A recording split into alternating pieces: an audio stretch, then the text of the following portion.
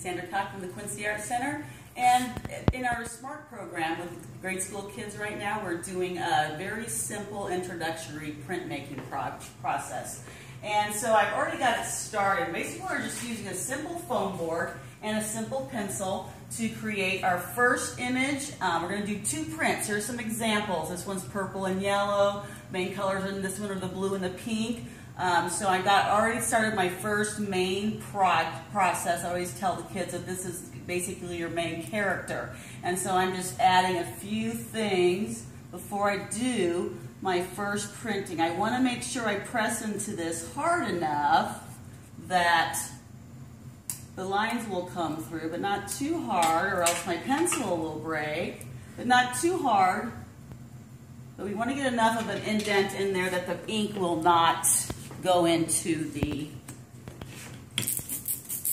pencil marks that I made. So I'm going to go with a little bit of pink ink for my first print. Alright, and this just basically gets my main shapes and my main layout of my picture going here. It's very simple. The kids absolutely love this. So I've got this guy going, my little kitty cat. Alright, and then I'm going to take this tool to rub in circular motions, and this is probably the part that's the most difficult for the kids. Sometimes I just have them take a paper towel, and that way it kind of cleans up some of that ink there as well while they're rubbing. And then I'm not too worried about it being solid. So I'll just tell the kids if they are to peek a little bit before they go through and take the whole thing off. So I've got my first print here. Second printing is adding details. So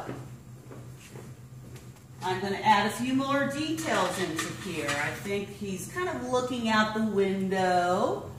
I might have a little highlight of the windowsill. Alright, add maybe some details on the face. Definitely need some whiskers there, right? And I've got a little ball of twine going here that I'm going to add. And maybe have a little bit of the twine going. Add some details. I could do a lot of fur. Sometimes I find that a lot of detail for the kids is a little daunting. So I just do very simple introductions for them. So let's see what we got here now. Most of my details. I didn't add a lot, but you'll hopefully pick up some of that pink after I cover this entire thing with purple ink. Okay, here we go.